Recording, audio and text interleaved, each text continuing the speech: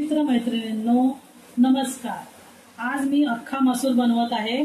त्यासाठी मी इथं अख्खा मसूर 3-4 पाण्याने धुवून घेतला होता आणि याला मी जवळजवळ 1 तासभर भिजत घातला होता। आता याला आपल्याला लवकर बनवायचं त्यामुळे मी आता याला कुकर मध्ये शिजवून घेत आहे। त्यासाठी मी गरम पाणी केलेलं आहे आणि आता या अख्खा मसुराला मी हा कुकर मध्ये शिजवण्यासाठी घेत आहे। हे गरम केलेलं पाणी मी आता या मसूर मध्ये ओतत आहे।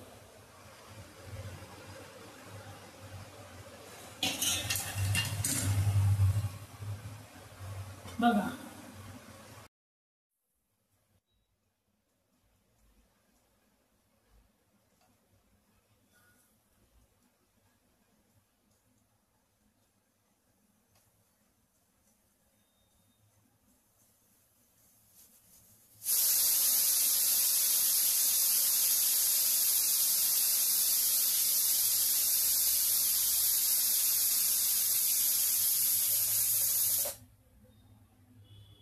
झालेले आता कुकरच्या आता मी गॅस बंद करून घेते आणि मी आता यासाठी याला फोडणीची तयारी करून घेते। त्यासाठी मी इथं 3 कांदे बारीक कापून घेतलेले आहे आणि फोडणीला ही लसूण घालणार आहे। त्यानंतर मी काही सुके मसाले घालणार आहे। या टोपामध्ये तेल घेतलेलं आहे। तेल आपलं चांगलं तापलेलं आहे। त्यामध्ये मी फोडणीसाठी आता यामध्ये घालत आहे हे जवळजवळ 1 चमचा एवढं जिरं।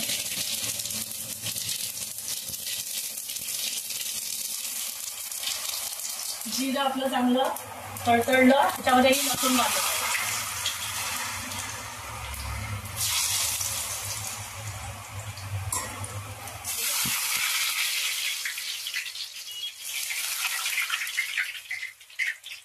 त्यानंतर मी यामध्ये घालत आहे हा कापलेला कांदा।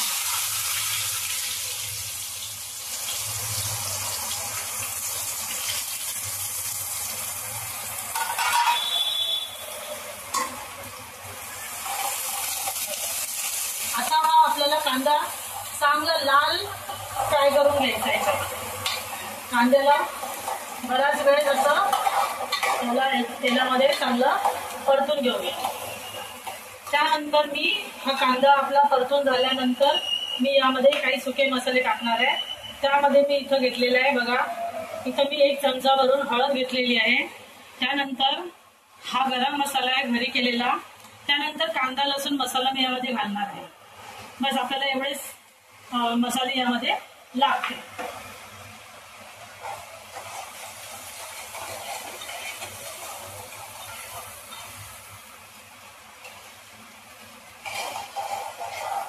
कांदा चांगला लाल होईपर्यंत परतायचा। कांदा अजिबात कच्चा राहता कामा नये याच्यामध्ये।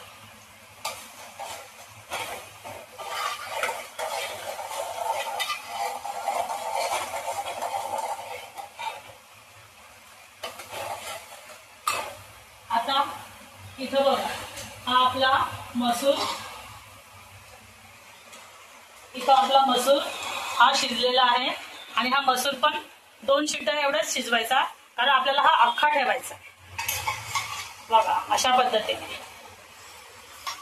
बघा। त्यानंतर आपल्याला हा थोडासा असा कोटून घ्यायचा म्हणजे त्याची चव जरा आणखी चांगली लागते। थोडासा त्याला थोडासा क्रश करायचा, संपूर्ण मसूर नाही क्रश करायचा, थोडासा याच्यामध्ये क्रश करायचा।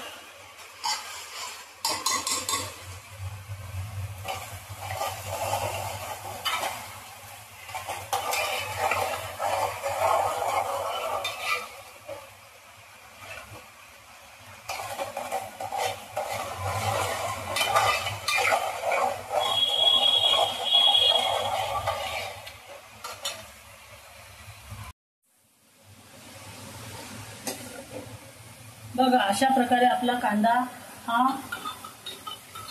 चांगला लाल परतून झालेला आहे बघा।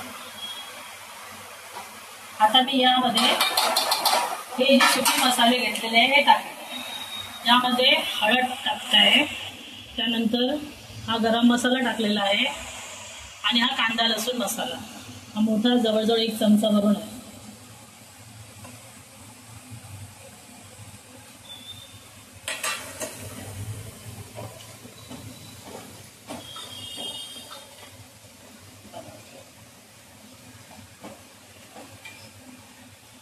आता आपण यामध्ये आपला शिजलेला मसूर घालून घेतोय.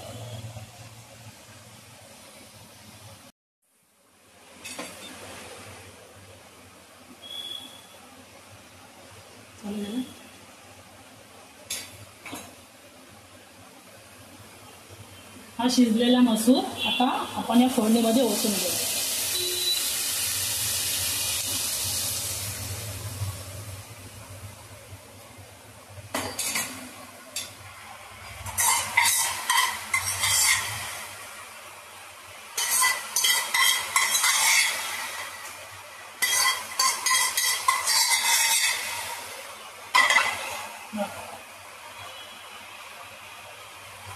किती छान रंग आलेला आहे बघा आपल्या मसूरला. आता यामध्ये चवीपुरतं मीठ घालूया.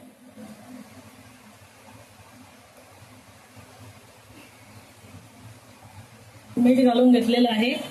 आता याला आपण एक उकळी काढूया, कारण आपला मसूर हा शिजलेला आहे पूर्णतः. किती छान असं याला रंग सुद्धा आलेला आहे.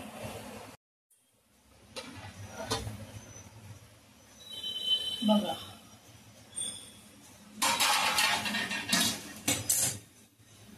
आता आपला असा मस्तपैकी हा अख्खा मसूर तयार झालेला आहे. बघा असा हा घट्ट पण झालेला आहे.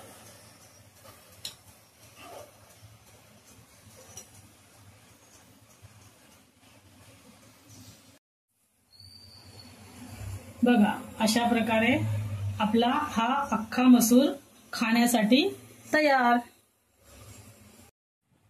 हे बघा आता मी खाण्यासाठी ताट बनवलेलं आहे. त्यामध्ये गरम गरम वाफाळलेला भात आणि हा आपला मस्तपैकी चमचमीत असा अख्खा मसुरा झालेला आहे.